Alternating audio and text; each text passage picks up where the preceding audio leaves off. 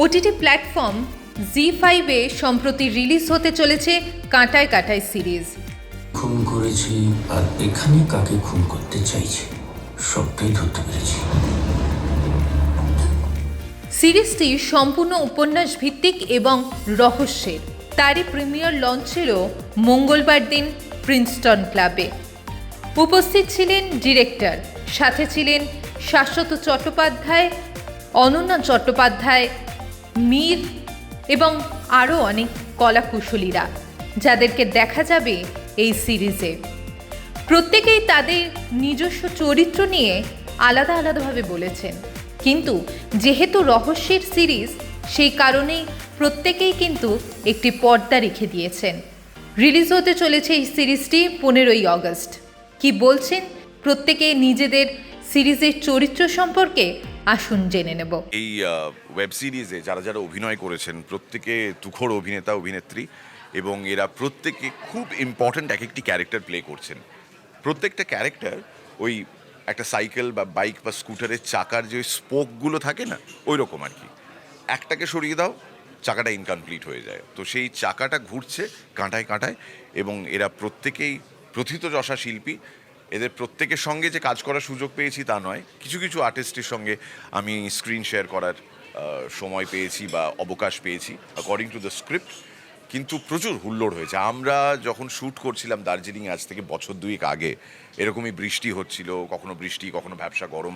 এই সমস্ত কিছুর মধ্যে খুব এক্সাইটিং কিছু দিন কেটেছে আমাদের, এবং আমরাও বিগত 2 বছর ধরে অপেক্ষায় ছিলাম যে ওয়েব সিরিজটা মানুষ দেখুক, যেটা একটা অসাধারণ গল্প থেকে অবলম্বন করে বানানো হয়েছে।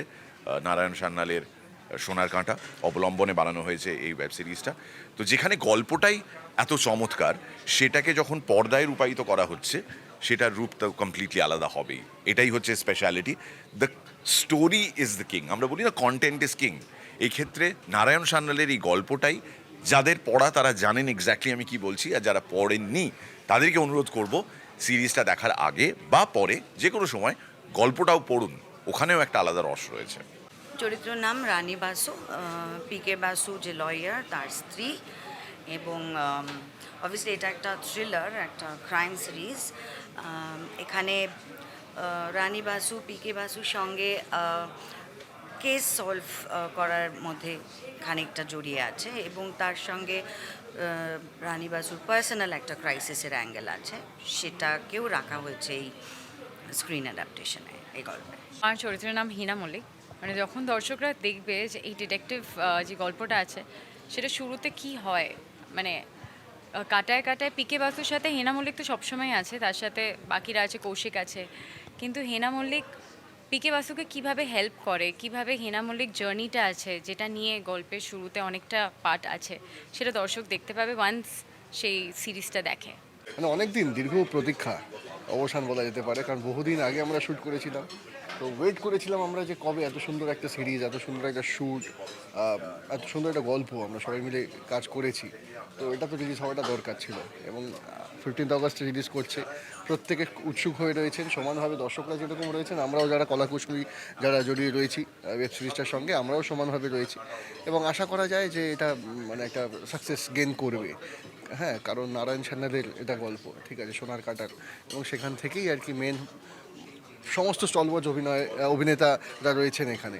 তো সুতরাং একটা তো কোথাও একটা মাত্রা রিচ করবে এটা। খুব বেশি তো ডাইভার্জ করা যাবে না, কারণ অবভিয়াসলি থ্রিলার তো ক্যারেক্টার বলতে গেলে আবার অনেকটা গল্পর বিষয়ও বেরিয়ে আসে, সেটা বলছি না। বাট এই গল্পটা শুধু আমার চরিত্রটা নয়, throughout the story there is every step you know there is a twist, there is a mystery, there is a surprise, এরকম অনেক কিছু আছে।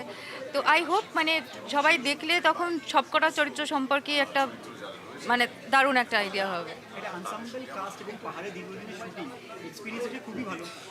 খুবই ভালো। ইনফ্যাক্ট যে সময়টা আমরা শ্যুট করছিলাম, একদিন দুদিন বৃষ্টি হচ্ছিল, মানে আমারই মনে আছে একদিন আমার একটা আউটডোর শ্যুট ছিল, সকাল থেকে বৃষ্টির জন্য সেদিন হতে পারেনি শ্যুটটা।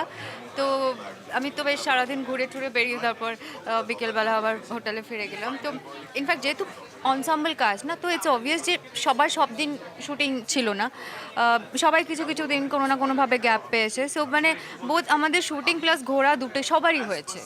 একমাত্র অপুদার ছাড়া প্রবাবলি। কে অপরাধী সেটা ধরে বার করাটাই তার কাজ। তো সেইভাবেই খুব ইন্টারেস্টিং ওয়েতে লেখা স্ক্রিপ্টটা, এবং নারায়ণবাবুর গল্প তো সবসময় খুবই অন্যরকম। সাহিত্য নিয়ে তো আগে কাজ হতো, আমরা যেটাকে বাংলায় গোল্ডেন এরা বলতাম, সেখানে ম্যাক্সিমাম সাহিত্য নিয়ে কাজ হতো। এবং সত্যজিৎ রায়ও সুনীলবাবুর সাহিত্য নিয়ে কাজ করেছেন, রবীন্দ্রনাথ নিয়ে করেছেন। কাজেই মাঝখানে হঠাৎ করে আমাদের খুব অন্য রাজ্যের ছবি নকল করে করার একটা প্রবণতা জেগেছিল, যাতে করে প্রচুর দর্শক আমরা হারিয়েছি। মানে কাজেই আবার যে সাহিত্য নিয়ে কাজ হচ্ছে, মনে হয় আমাদের দর্শক আরও বাড়বে।